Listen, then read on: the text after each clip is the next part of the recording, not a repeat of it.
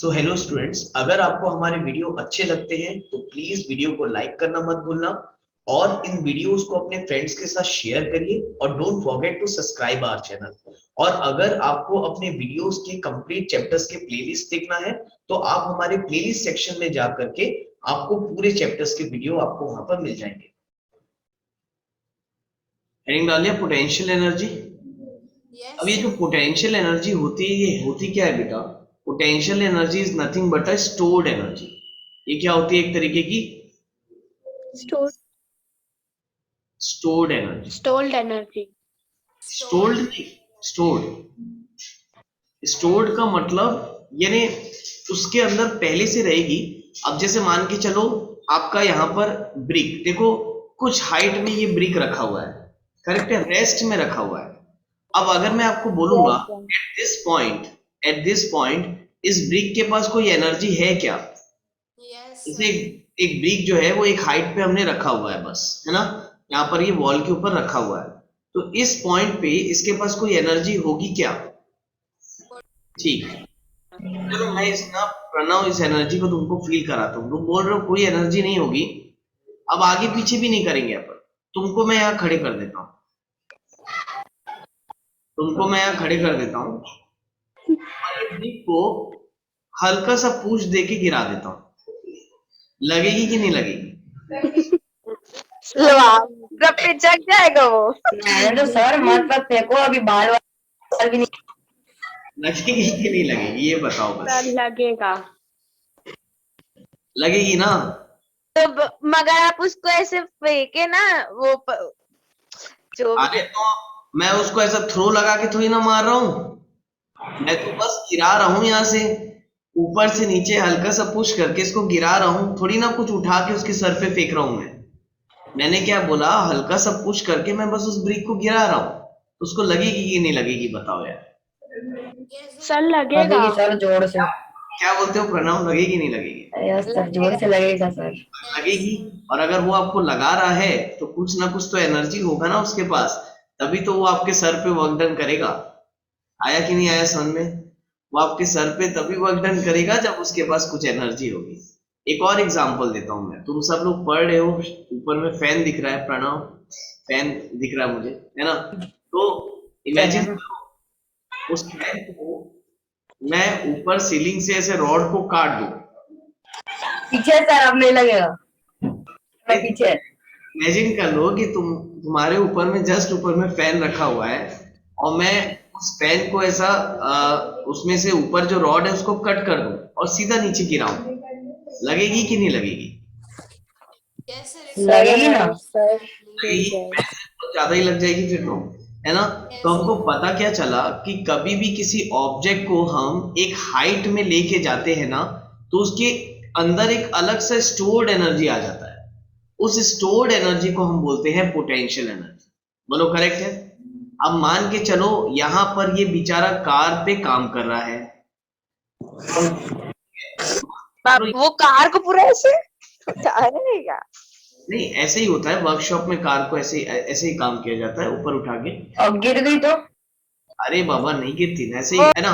अब देखो यहाँ पर अगर बाई चांस मैं इसको तोड़ दूं, यहाँ पर अचानक से गुस्सा आया, मैंने इसको तोड़ दिया, अब मैं तोड़ दूंगा तो ये दब जाएगा। यस सर, लगेगी ना? तो हमेशा याद रखना, अब से हमेशा याद रखना कि जब भी कोई ऑब्जेक्ट को हम एक हाइट पे ऊपर लेके जाते हैं तो उसके अंदर एक स्टोर्ड एनर्जी हो जाती है, अपने आप एक एनर्जी स्टोर्ड हो जाती है और उसी स्टोर्ड एनर्जी को हम बोलते हैं पोटेंशियल की वजह से। तो हमको क्या पता चला कि किसी भी ऑब्जेक्ट को आप एक सर्टेन हाइट में लेके जाओगे तो उसके अंदर एक एनर्जी स्टोर्ड हो जाएगी और उसी स्टोर्ड एनर्जी को हम क्या बोलते हैं? Potential energy. बोलो आया समझ में? Yes sir. अब यहाँ पर हमने दो टाइप की एनर्जी पढ़ ली। एक पढ़ा हमने काइनेटिक एनर्जी, जो ऑब्जेक्ट के मोशन में होने की वजह से आ रही थी कि भाई कोई भी ऑब्जेक्ट मोशन में रहेगा तो उसके वजह से जो एनर्जी क्रिएट होगी उसको काइनेटिक एनर्जी बोलते हैं। और अगर कोई ऑब्जेक्ट को आपने एक हाइट पे रखा हुआ है तो वो हाइट के वजह से जो उस पर एनर्जी आएगी उसको हम बोलेंगे पोटेंशियल एनर्जी। बोलो करेक्ट है? Yes sir. पहले बताओ ये आया कि नहीं आया सबको समझ में? Yes sir. तो अब आप याद रखना कि मान के चलो यहाँ पर आपके हाथ पे क्रिकेट बॉल थी, आपके हाथ पे क्रिकेट बॉल थी, इसको आपने यहाँ पर रख दिया या यहाँ फेंक दिया मान के, तो अब क्रिकेट बॉल अगर यहाँ पर है तो इसके पास कोई एनर्जी है? बिल्कुल है ना? है ना सर? यहाँ थी, अब वो यहाँ है, तो हाइट के रिस्पेक्ट में जो ऑब्जेक्ट के पास स्टोर्ड एनर्जी होती है उसी को हम पोटेंशियल एनर्जी बोलते हैं। ठीक, ये बॉल नीचे गिरेगी, मान के चलो अगर यहाँ पर गीली मिट्टी है और ये बॉल यहाँ से नीचे गिरेगी तो आपको वो निशान बना के देगी बॉल का, राइट ना? तो उसके पास हमेशा कोई भी ऑब्जेक्ट हाइट के रिस्पेक्ट में अगर जाएगा तो उसके पास एक स्टोर्ड एनर्जी होती है जिसको हम पोटेंशियल एनर्जी बोलते हैं। पहले बताओ आया कि नहीं आया समझ में यार? यस सर आया। अब मैं डेरिवेशन भी करके बताऊंगा कि जैसे ब्रिक को अगर आपने ऊपर ले गए तो उसके पास कितनी एनर्जी होगी, ये हम कैलकुलेट भी कर सकते हैं। खैर, आपने हेडिंग डाल दिया था पोटेंशियल एनर्जी? पहले यस सर, पहले इसको लिखना है। हाँ रुक जाओ, मैं लिखवा रहा हूँ, वही लिखना है, पूरा पूरा नहीं लिखना, इतना सारा लिखोगे तो हो गया, फिर अगले साल पास होना नहीं।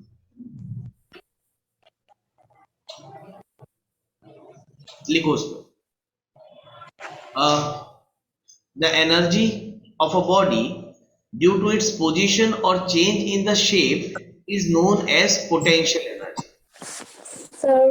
पोटेंशियल एनर्जी का, एक मिनट रुक जाओ, लिखने से पहले एक और मैं आपको बात बता दूं पोटेंशियल एनर्जी के बारे में। पोटेंशियल एनर्जी का एक डेफिनेशन तो मैंने हाइट के रिस्पेक्ट में बताया, पोटेंशियल एनर्जी की एक डेफिनेशन तो हाइट के रिस्पेक्ट में मैंने बता दी, दूसरी डेफिनेशन और है, वो भी सुन लो भाई। अब दूसरी डेफिनेशन है शेप चेंज होने की वजह से।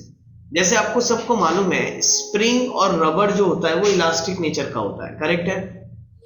अब देखो यहाँ पर एक आपको डायग्राम दिख रहा होगा ना, देखो ये जो स्लिंग शॉट है या जो आप हिंदी में हम गुलेल बोलते हैं इसको, है ना, बहुत यूज किया मैंने भी बचपन में इसको, हम लोग खेलते थे इससे। तो देखो आप जब इसको स्ट्रेच करोगे ना, तो जब आप इसको स्ट्रेच करोगे इसके पास अगेन एक स्टोर्ड एनर्जी हो जाएगी। मान के चलो एक लड़के ने इसको स्ट्रेच किया और इसको ऐसे स्ट्रेच करा रहा, तो बताओ at this girl can also stored energy है, और स्टोर्ड एनर्जी को हम हमेशा क्या बोलते हैं? Potential energy. याद रखना, स्टोर्ड एनर्जी को हमेशा पोटेंशियल एनर्जी बोलते हो। जैसे ये रिलीज करेगा अपने हाथ से इस रबर बैंड को, ये मूव कर जाएगा, राइट? तो ये याद रखना कि स्ट्रेच करोगे रबर को या स्प्रिंग को भी अगर आप ऐसे प्रेस करके रखे हुए हो, ठीक, तो उसके अंदर एक स्टोर्ड एनर्जी है जिसको पोटेंशियल एनर्जी बोलते हैं। अब जैसे ही हाथ हटाओगे स्प्रिंग वापस से अपने पोजीशन में आएगी। आ रहा है ना समझ में? तो पोटेंशियल एनर्जी बेसिकली है क्या? एक स्टोर्ड एनर्जी है बेटा, ठीक है ना? और वो स्टोर्ड एनर्जी आती कैसे है? वर्क डन करने से आती है। जैसे कि लड़के ने इसको खींचने के लिए वर्क डन किया होगा, तो उसने अपनी एनर्जी लगाया और वो एनर्जी उसमें स्टोर हो गई, ठीक। खैर इसको मैं आगे पढ़ाऊंगा कंजर्वेशन ऑफ एनर्जी में, तो कंफ्यूज मत हो, अभी बस बेसिक आइडिया रखो दिमाग में, नहीं तो ज्यादा दिमाग आपका ले नहीं पाएगा, ठीक है ना? तो अभी बस इतना याद रखो कि potential energy is nothing but a stored form of energy, either by virtue of its height की वजह से हो सकता है, या तो चेंज इन इट्स शेप की वजह से हो सकता है। आया क्या समझ में? Yes, sir. चलो write down the definition. The energy of a body due to its position or change in shape is known as potential energy. पहले बताओ anyone having any doubt? आया समझ में P क्या होता है? Yes, sir. ठीक है, everyone got it ना? Yes, sir. Yes, sir. Sir, done. Work done. Point by point लिखा है ना? Done. Now this is a second point. पहले ये फर्स्ट पॉइंट लिख लो, डेफिनेशन है, उसका सेकंड पॉइंट लिख लो। देखो हाइट के वजह से, ग्राउंड में हाइट की वजह से जो आपकी पोटेंशियल एनर्जी आती है उसको हम क्या बोलेंगे? Gravitational potential energy. उसको आप क्या बोलोगे? Gravitational potential energy. हाइट की वजह से जो एनर्जी आपकी आ रही है उसको आप ग्रेविटेशनल पोटेंशियल एनर्जी बोलोगे। एंड द एनर्जी, ये थर्ड पॉइंट लिख लेना, the energy of a body due to its change in shape, और शेप के वजह से जो पोटेंशियल एनर्जी क्रिएट हो रही है उसको हम क्या बोलेंगे? Elastic potential energy. तो हम बोलेंगे elastic potential energy. Elasticity is a property बेटा, जो मटेरियल इलास्टिक होते हैं, जैसे रबर है ना, आपकी स्प्रिंग, जो यानी कि आप और क्या एग्जांपल हो सकता है इसका इलास्टिक का? स्पंज, तो ये सारे जो है इलास्टिक मटेरियल, करेक्ट है? स्पंज नहीं बोलना चाहिए वैसे, sponge is not elastic material, नहीं वो तो एयर की वजह से। अब देखो भाई, ये मैं पॉइंट लिखवा नहीं रहा हूं, बस पढ़ लो। आप ग्रेविटेशनल पोटेंशियल एनर्जी बोलो या इलास्टिक पोटेंशियल एनर्जी बोलो, इसको अलग अलग नहीं लिखते हम, दोनों को कॉमनली हमेशा क्या बोलते हैं, पोटेंशियल एनर्जी। लिखा है देखो, gravitational potential energy as well as elastic potential energy are commonly known as just potential energy. आया ना सन में? तो पोटेंशियल एनर्जी एक स्टोर्ड फॉर्म की एनर्जी होती है, चाहे वो ग्रेविटी की वजह से हो, चाहे वो चेंज इन शेप की वजह से। क्लियर है यहां तक? कोई डाउट? कोई बेटा क्लियर है? आगे बढ़े। नाउ प्लीज आप ये लिख लेना, this is very important point, the sum of, note में लिखना है इसको, आप एक नोट लिख लो आप अपने कॉपी में, note, the sum of potential energy and kinetic energy of a body is called mechanical energy. चलो स्टार्ट करें। नाउ देखो यहां पर, नाउ पोटेंशियल एनर्जी का फॉर्मूला हम खुद से डिराइव कर सकते हैं, है ना, कोई ऐसा दिमाग बहुत ज्यादा इधर बुक को देखने की या डेरिवेशन को देखने की जरूरत नहीं है। आप यार डे टू डे एग्जांपल ले लो। आपका ये ग्राउंड हो गया मान के चलो, ठीक है, ये आपका ग्राउंड है, ये आपकी बॉल है, इस बॉल को आपने ऊपर से नीचे फेंका, ठीक है, थोड़ा सा मैं नीचे बना देता हूं। आपने एक बॉल को ऊपर की तरफ फेंका, यहां पर एक बॉल है आपकी, इमेजिन कर लो, या तो ऐसा इमेजिन कर लो कि आपने यहाँ पर बॉल को पकड़ करके रखा हुआ है, आपने यहाँ पर बॉल को पकड़ करके रखा हुआ है। अब बॉल को पकड़ के रखोगे तो एक हाइट की वजह से इसके पास एक स्टोर्ड एनर्जी होगी, और Yes, उसी sir. स्टोर्ड एनर्जी को हमने क्या बोला, पोटेंशियल एनर्जी। बोलो, करेक्ट है। नाउ सपोज कर लो ये बॉल को हमने h हाइट पे लेके गए, ये बॉल को हमने h हाइट पे लेके गया, ठीक। नाउ अब मैं इसकी एनर्जी कैलकुलेट करना चाह रहा हूं, और हमने स्टार्टिंग में ही पढ़ लिया था भाई कि energy is nothing but work done, energy is nothing but work done. तो अगर बॉल यहां पर हमने लेके गया तो यार नीचे से ऊपर ले जाने में हमको कितना वर्क डन करना होगा, पहले हम ये निकाल लेते हैं। तो बताओ, वर्क डन का फॉर्मूला होता है force into displacement. Is that clear to you? Work done is nothing but force into displacement. अब देखो ये बॉल है, इसको यहां ले जाने में मैंने कितना वर्क डन किया होगा, उसको मैंने यहां से उठा करके वहां लेके गया होगा। तो ऐसा करने के लिए मुझे कितना वर्क डन करना पड़ेगा? तो पहले बताओ, अगर ये बॉल का मास जो है वो m है, बॉल का जो मास है वो कितना है, m है, और एक्सेलरेशन ड्यू टू ग्रेविटी जो है वो क्या है, g है। तो फोर्स का फॉर्मूला हो जाएगा m इंटू जी, बोलो करेक्ट है, मल्टीप्लाई बाय इस बॉल को अगर यहां से यहां मैंने h हाइट में लेके गया है, multiply by h, that is h। तो वर्क डन मुझे इस बॉल को नीचे से, बेटा किसी के माइक से नॉइज आ रही है, प्लीज म्यूट योरसेल्फ अनुष्का। अगर आप बॉल को ग्राउंड से ऊपर तक आपको लेके जाना है तो आपको टोटल कितना वर्क डन करना पड़ रहा है, दैट इज mgh, बोलो करेक्ट है। और इसी वर्क डन को हम बोलते हैं potential energy. This is the formula of P, that is nothing but mgh। बड़ा क्यूट सा फॉर्मूला है इसका, छोटा सा, और न्यूमेरिकल्स भी जो आते हैं इसके बड़े प्यारे आते हैं, एक लाइन में बन जाएगा आपका इसके न्यूमेरिकल। आ रहा है ना फॉर्मूला? देखो MDH से याद आ जाता है, MDH मसाला, MDH चाट मसाले, वो ऐड आता है ना MDH चाट मसाले, ठीक है। तो फिर रखिए now potential energy P is nothing but mgh। Clear है? ये फॉर्मूला याद रहेगा आपको। ये फॉर्मूला मैं फिर से बता रहा हूं, हमने कैसे डिराइव किया इस फॉर्मूले को।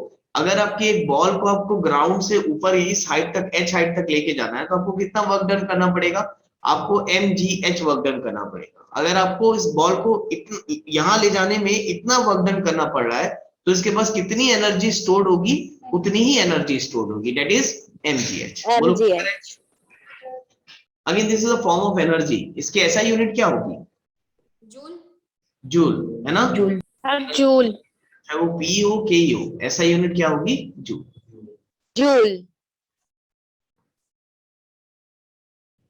अगर मैंने ये जो समझाया है आपको अच्छे से समझ में आ गया, तो आपको कोई भी क्वेश्चंस में PE के प्रॉब्लम नहीं जाएगा। अब आपको आगे के सारे कंसेप्ट समझ में बहुत अच्छे से आ जाएंगे। लेकिन आपको ये समझ में आना चाहिए कि ये फॉर्मूला हमने कैसे डिराइव किया और पी होता क्या है। एवरीवन गॉट इट ना? पी क्या है? Yes, sir. Yes, sir. पढ़ो ऐसा Sir, ना, done. अगर आपसे कोई पूछे तो आप उसको पूरा समझा सको, है ना। रट्टू टोटा वाला नॉलेज बहुत बेकार होता है। कोई आपसे पूछे पी क्या होता है तो आंख बंद करके डेफिनेशन बोलना चालू कर दिए, वो बचपन में होता था। अभी आप ऐसा पढ़ो साइंस को कि कोई भी आपसे कोई टॉपिक पूछे ना कि भाई पोटेंशियल एनर्जी क्या है, तो उसको जीरो से लेकर हाई लेवल तक आप पूरा समझा सको, ऐसा पढ़ा करो। आ रहा है ना? डन। पढ़ो सर ऐसा। हमको एग्जाम में इसके एग्जाम्पल्स लिखने के भी बोलेगा क्या? एग्जाम्पल अगर आपको इसके लिखने पड़ेगा तो बहुत सारे एग्जाम्पल्स दे सकते हो आप। Yes, sir. वो spring है, हाँ वो rubber है. तो देंगे, पूछता है क्या एग्जाम में? स्लिंग शॉट का एग्जांपल दे सकते हो आप। अब मैं पूछा था brick is in a certain height, उसका एग्जांपल दे सकते हो।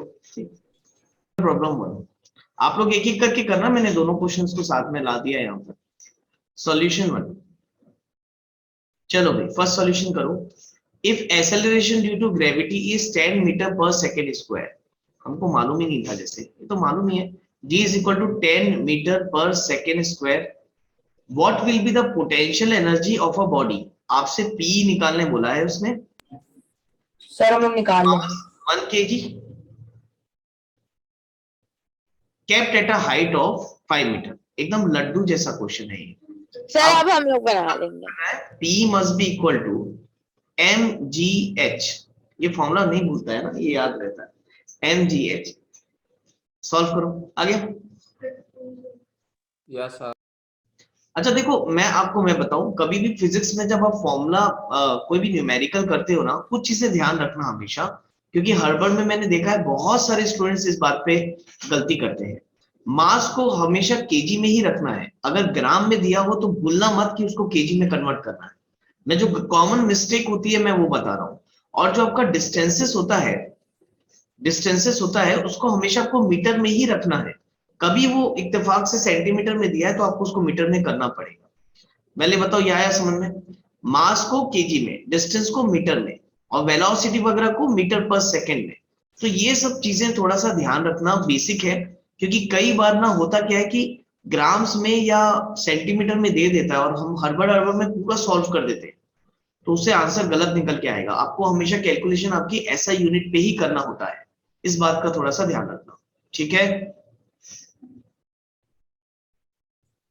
Yes, sir. Done.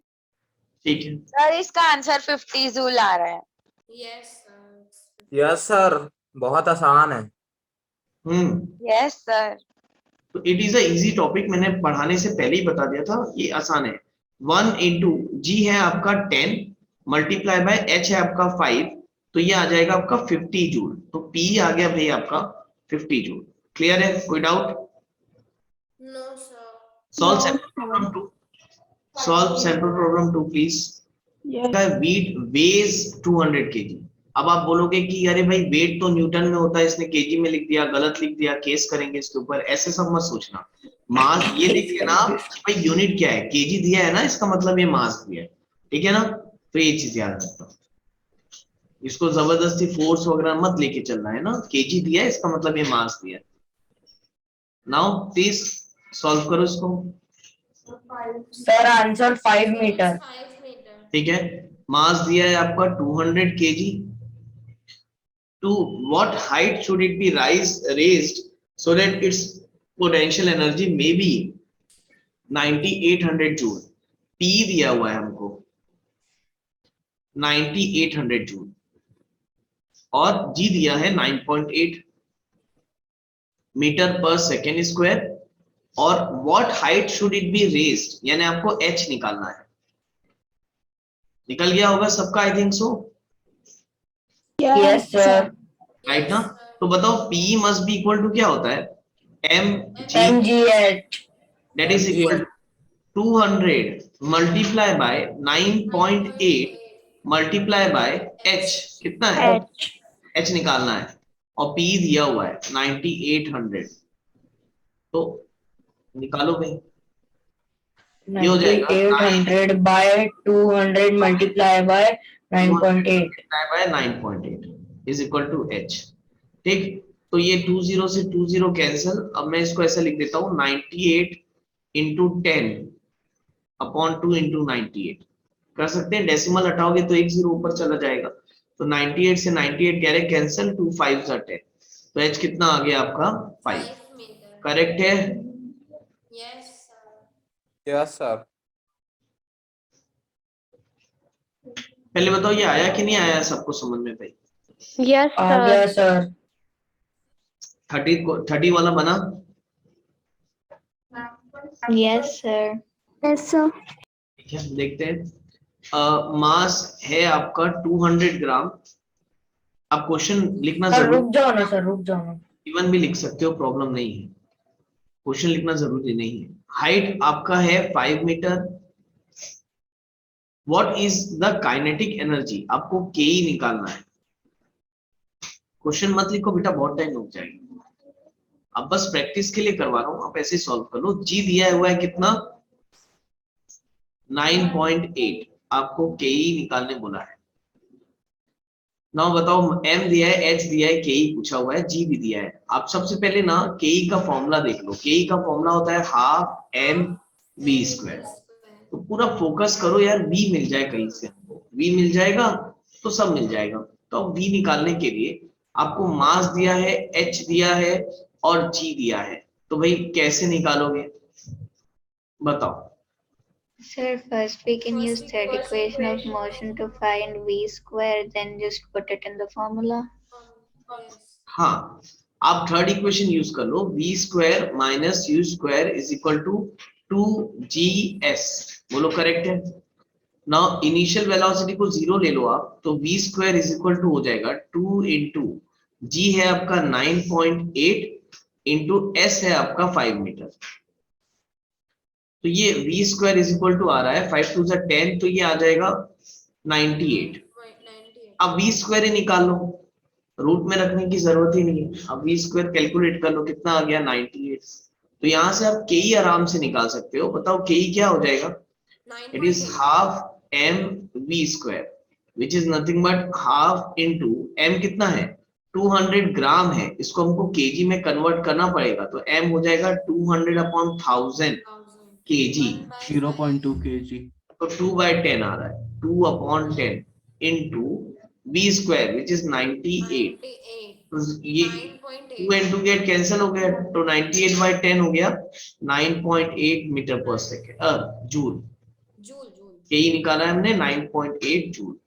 आया समझ में? Yes. Yes, sir. 31 31. 31 the momentum of a body of mass 100 ग्राम। चलो 31 क्वेश्चन में देखो जरा, आपको क्या फाइंड द मोमेंटम। मोमेंटम को p से डिनोट करते हैं। Yes, sir. Mass into velocity. Momentum होता है मास इनटू वेलोसिटी, Velocity. है ना? जिनको मोमेंटम याद नहीं है भाई, याद करो, अपने कॉपी को खोलो, है ना, पढ़ना पड़ेगा। वैसे भी मास इनटू वेलोसिटी होता है। आपको मास दिया हुआ है 100 ग्राम, 100. पहली फुर्सत में इसको केजी में कन्वर्ट कर लो। 100 अपॉन 1000 केजी, 1/10. जीरो तो 1/10 केजी। और काइनेटिक एनर्जी के ई दिया हुआ है कितना 20 joule. 20 जूल। के ई दिया है 20 जूल। Sir, by नाउ देखो यहाँ पर K E is equal to 20 joule दिया है, तो तुम मुझे ये बताओ के ई का फॉर्मूला क्या होता है? Half into m into V square must be equal to 20। बोलो करेक्ट है? mass is given. Yes, sir. हाँ, तो आप एक काम करो, पुट करो पहले। देखो हाफ इंटू मास कितना है 1/10 1/10. Into V square is equal to कितना 20। तो V square upon 2 into 10 20 is equal to 20। बोलो करेक्ट है? 20 get तो cancelled. v square is equal to, अरे 20 कैंसिल कैसे कर रही है बिना, क्रॉस मल्टीप्लाई हो जाएगा। ये भी 1 बोल रहा है, पागल हो गया तुम लोग? 400 बोले, हाँ ठीक है। तो 20 इंटू 20 क्यों करूंगा मैं, स्क्वायर रूट निकाल लेता हूँ। 20 इंटू 20, तो v आ जाएगा मेरा कितना 20। 20 मीटर पर सेकेंड। आया समझ में? Yes, sir. अरे बाकी लोग बोलो भाई, कोई doubt? No, sir. No, T sir. 2 kg आ रहा है, हाँ, T 2 kg आ रहा है। केजी में कैसे आएगा पी? kg मीटर पर सेकंड स्क्वायर। मीटर पर सेकेंड स्क्वायर, अच्छा। अरे स्क्वायर नहीं, सिर्फ मीटर पर सेकंड। हाँ, तो देखो मास है आपका 1/p इज इक्वल टू होता है बेटा m into V, m into V. तो p इज इक्वल टू हो गया 1/10 इंटू 20, तो 0 से 0 कैंसल, तो p आ गया 2 इंटू केजी इंटू मीटर पर सेकेंड, 2 kg मीटर पर सेकेंड, ये मोमेंटम आ गया। आया क्या समझ में? यस सर आया। Yes sir, Sir. Yes sir आ गया। क्वेश्चन बनाओ।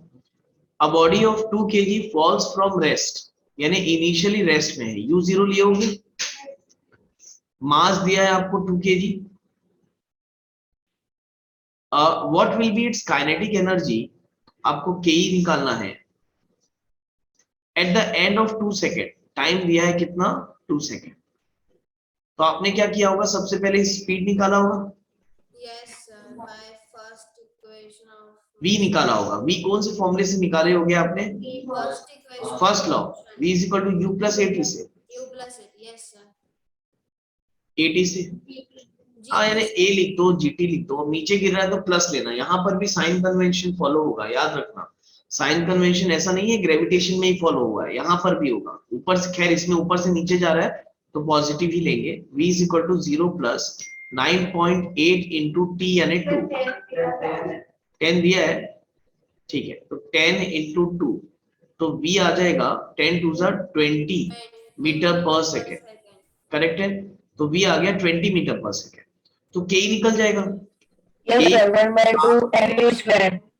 v square is nothing but तो हाफ 400 जूल निकलेगा।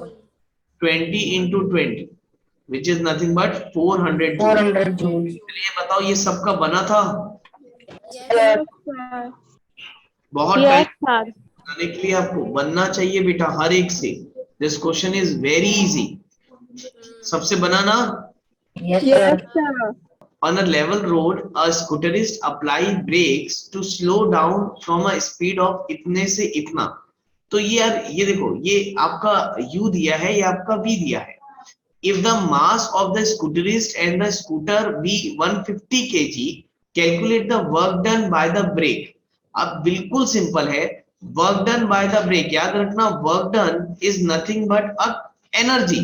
तो आप energy is nothing but a work done is nothing but energy. तो आप के के फॉर्मूले से डायरेक्ट निकाल सकते हो। मैंने आपको बताया था के का एक formula half M V square minus you square, बोलो यस करेक्ट है? सर, इसी से निकाले। हाँ Yes, sir. हाफ इंटू, बताओ मास कितना है? सर, मास है 150 kg। बी स्क्वायर, बताओ बी कितना है? फाइनल 5 मीटर पर 10. सेकंड। 10. फाइनल 5 10 है, हो जाएगा। फाइनल 5 है गधों। वही ब्रेक, तो वो पूरा बता रही है।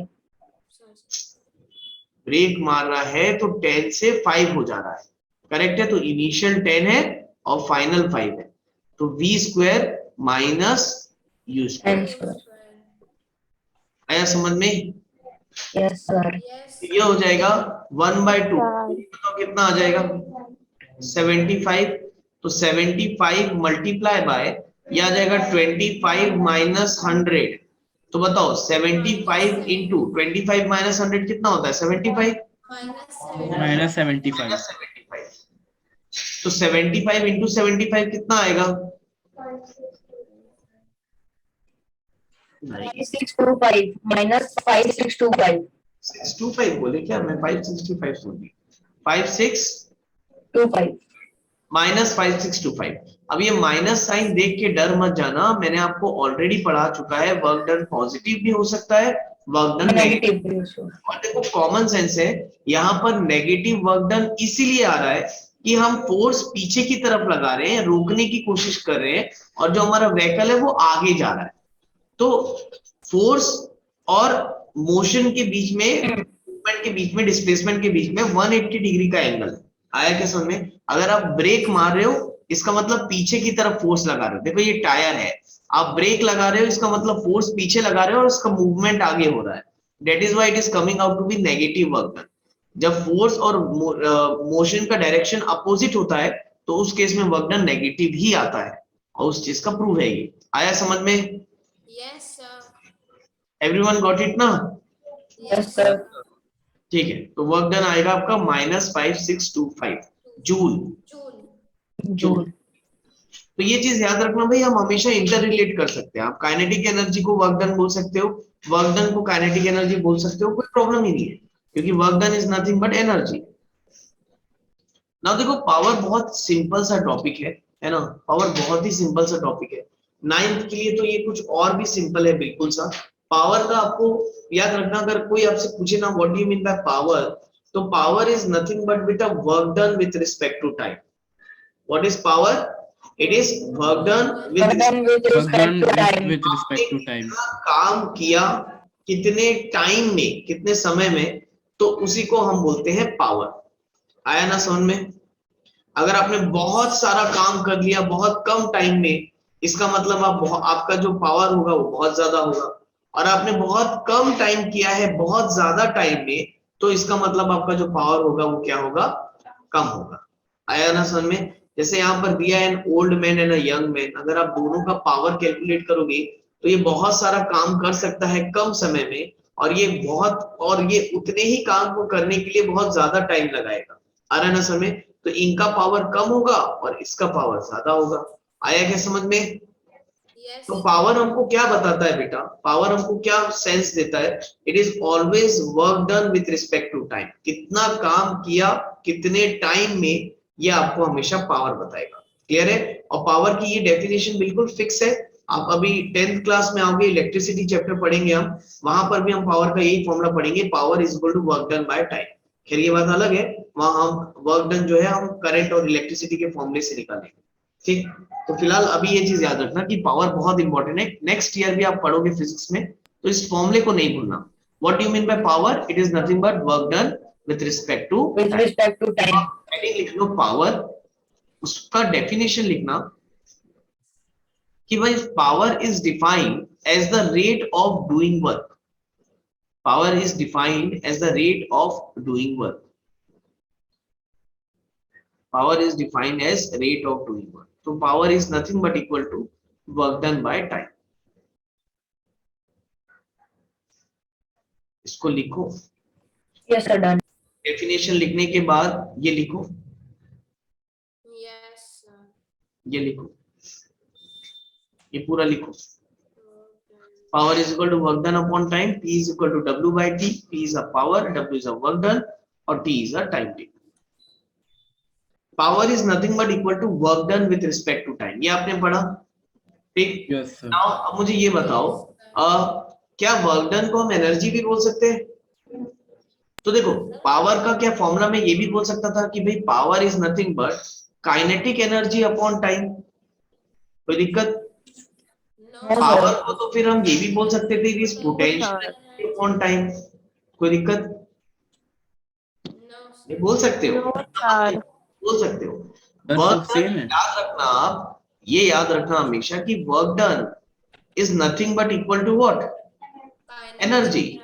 तो हमको यहाँ से पता चला कि अगर पावर को आप वर्क डन अपॉन टाइम बोल रहे हो, तो हम पावर को एनर्जी अपॉन टाइम भी बता सकते हैं। तो पावर के ये दो फॉर्मूले हैं, power is equal to work done by time, एक ही फॉर्मूला है वो, दो अलग अलग नहीं है। Power is equal to work done upon time बोलो या power is equal to energy upon time बोलो, एक ही बात है। आया ना समझ में? कोई डाउट यहाँ तक? No, sir. यानी काइनेटिक एनर्जी मालूम है हमको, इसका मतलब हमको वर्क डन मालूम है, तो वहां से पावर निकाल सकते हैं ना। पावर का फॉर्मूला एनर्जी अपॉन टाइम भी बोल सकते हो आप, work done with respect to time या energy with respect to time, एक ही बात है ना। और इसकी ऐसा यूनिट क्या होती है? जूल पर सेकेंड। एनर्जी और वर्क डन दोनों की ऐसा यूनिट जूल होती है और टाइम की यूनिट होती है सेकेंड, जूल पर सेकेंड। इसी को हम वॉट बोलते हैं। क्या बोलते हैं? वॉट। तो ऐसा यूनिट ऑफ पावर जो होता है वो होता है जूल पर सेकेंड और वॉट। Second. वॉट छोटी यूनिट है, किलोवाट भी होता है। कि वॉट को डब्ल्यू से रिप्रेजेंट करते हैं, तो किलोवाट हो गया केडब्ल्यू, है ना। केडब्ल्यू का मतलब 1000 वॉट। आया क्या समझ में कुछ? Yes, sir. नाउ तो उसमें लिख लेना जस्ट नीचे, उसके नीचे जस्ट लिख लेना when work done is an equal amount of work is done। अरे ये समझ लिखो है कुछ। Power is also defined as, यहाँ ये लिख लो, power is also defined as the rate of which energy is consumed। Power is also defined as the rate at which energy is consumed। और ये लिख लेना कि भाई power is equal to energy consumed upon time taken।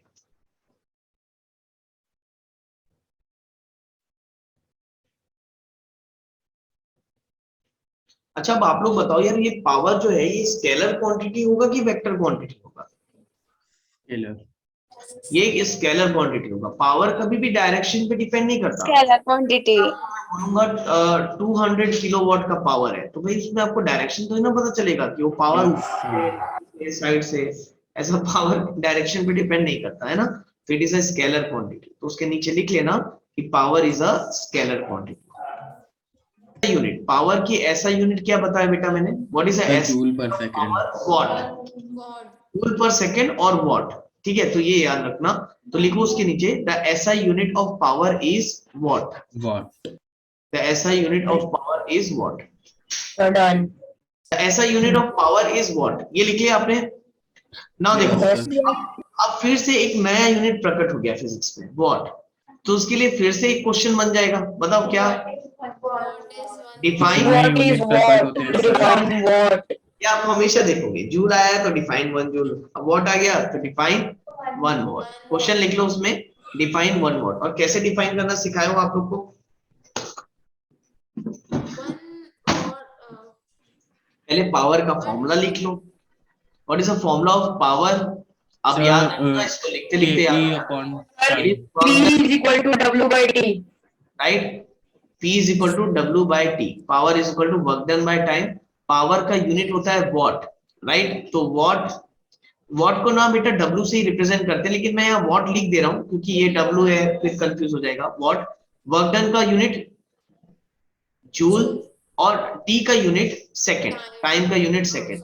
और मैं आपको क्या बताता हूँ, अगर मुझे 1 वॉट डिफाइन करना है तो क्या करो, हर जगह 1 लिख दो। Joule is work done तो बताओ, अब अगर मैं आपसे पूछूं कि डिफाइन 1 वॉट, तो 1 वॉट को आप कैसे डिफाइन करोगे? अब 1 वॉट को ऐसे डिफाइन करोगे, when 1 joule of work is done in 1 second, then it is known as 1 watt। आया क्या समझ में? When 1 joule of work is done in 1 second, then it is defined as a 1 watt। Correct है? तो बिल्कुल अपने मन से भी आप स्टेटमेंट्स लिख सकते हो, कोई प्रॉब्लम नहीं। तो आप इतना लिख लो, फिर मैं आपको स्टेटमेंट लिखवा देता हूँ। इतना लिखो, इसकी डेफिनेशन लिख लो बेटा आप लोग यहाँ पर। 1 watt is the power of an appliance। 1 watt is the power, 1 watt is the power of the appliance which does work at a rate of 1 joule per second। तो इसने अपने हिसाब से लिखा, आप बिल्कुल अपने हिसाब से लिख सकते हो, कोई प्रॉब्लम नहीं। Sir, when 1 joule of work is done in 1 second, then it is said 1 what को आप वर्क डन के रिस्पेक्ट में भी डिफाइन कर सकते हो और एनर्जी के रिस्पेक्ट में भी डिफाइन कर सकते हो। तो देखो दो डेफिनेशन दिया है। एक तो ये हो गया कि भाई 1 watt is the power of an appliance which does work at the rate of 1 joule per second. यही डेफिनेशन मैंने अपने ओन वर्ड्स में बताया था कि when 1 joule of work is done in 1 second, then it is said to be 1 watt। Correct है? Again same इसको energy के फॉर्म में भी लिख सकते हो आप। देखो एनर्जी के फॉर्म में लिखोगे तो कैसे लिखोगे? What is 1 watt of the power of appliance which consume the energy at a rate of 1 joule per second। आया सन में? या बोल सकते हो 1 joule of energy is consumed in 1 second, then it is said to be 1 watt। आया ना सन में? When 1 joule of energy is consumed in 1 second, then it's said to be 1 watt। तो देखो आपको ना एक चीज समझ में आ रहा होगा कि पावर के कोई एक्स्ट्रा ऑर्डिनरी न्यूमेरिकल्स नहीं बनते। अब मैं आपको बताऊं, एक ही न्यूमेरिकल आएगा एग्जाम में और वो न्यूमेरिकल में आपको वो पीई भी कैलकुलेट करा लेगा, केई भी कैलकुलेट करा लेगा और साथ में पावर भी कैलकुलेट करा लेगा। पावर का ना कोई अलग से न्यूमेरिकल नहीं है बेटा। अपन ने अभी तक जितने भी क्वेश्चन किया है ना, अभी तक आपने कॉपी में जितने भी क्वेश्चन किया है उसमें बस लास्ट में एक लाइन लिखवा दूं मैं, ऑल्सो कैलकुलेट पावर। तो आप सारे क्वेश्चंस का पावर कैलकुलेट कर सकते हो, क्योंकि पावर क्या होता है, वर्क डन अपॉन टाइम। तो जिन जिन क्वेश्चन में आपने वर्क डन निकाला हो या वर्क डन या टाइम दिया हो, उन क्वेश्चंस में अगर मैं सिर्फ इतना लिख लूं कि आल्सो कैलकुलेट द पावर, तो वो क्वेश्चन इसका हो जाएगा। आ रहा है क्या समझ में क्या बोला मैंने? तो जो आपका पी का क्वेश्चन है, केई के क्वेश्चन है और न्यूटन्स के जो मोशन के क्वेश्चन है, तो केई के भी पावर के जो क्वेश्चंस है उन्हीं क्वेश्चंस में अटैच होके आ जाता है, लास्ट में लिखा जाएगा छोटा सा, और आल्सो कैलकुलेट द पावर। आया सामने? Yes, sir. Yes, sir. Simple problem, ठीक है ना। देखो इनके नाम से यूनिट बनी है जेम्स वॉट, तो ऐसा यूनिट बन गया वॉट। क्लियर है? Sir, हो गया क्या? Yes. ठीक है। इसमें नीचे नीचे लिखो। देखो कुछ छोटी यूनिट भी होती है पावर की और कुछ बड़ी यूनिट भी होती है। छोटी यूनिट क्या होती है आपकी? What? देखो what is a small unit, मैंने आपको इसके पहले बताया था कि व्हाट जो है वो छोटी यूनिट होती है। इससे बड़ी यूनिट क्या होती है बेटा? किलोवाट और मेगावाट, ये याद रखना है ना। तो इसमें यहाँ पर आप इतना लिख लो कि 1 kilowatt is equal to 1000 watt, इसको हम ऐसे लिखते हैं 1 kW is equal to 1000 watt. और 1 मेगावाट जो होता है वो कितना वॉट होता है? कितना हो गया? 10 लाख, ये 10 लाख वॉट हो गया। तो 1 megawatt is 10 to the power 6 watt, ऐसा लिखते हैं। तो इसको लिख लो आप अपनी कॉपी में। और एक और वॉट की बड़ी फेमस यूनिट है जो आप सुने होंगे, हॉर्स पावर, एचपी। और ये जनरली आप अपने पेरेंट्स के मुंह से सुने होंगे कितने एचपी की मोटर लगानी है। वो बोरिंग जब होती है ना, तो वहां Yes, पर sir. यूज करते हैं ये वर्ड कि भाई कितने एचपी की है, 1 एचपी की है, 2 एचपी की है। ये वर्ड कारों में भी बहुत यूज होता है कि भाई कितने एचपी का मोटर है उसमें, ठीक है ना। तो एचपी रिप्रेजेंट हॉर्स पावर, ठीक है। तो this is also very important, ये याद रखना चाहिए आपको। एचपी जो है वो एक यूनिट है, पावर की ही एक यूनिट है, जिसको हॉर्स पावर बोलते हैं। आया ना समझ में? और 1 एचपी कितना होता है बेटा? What is 1 HP? 346 what. 746 watt. 746. 746. हाँ यार सॉरी 746 वॉट, 346 बोलते हैं है ना। 1 एचपी कितना होता है? 746 746 watt.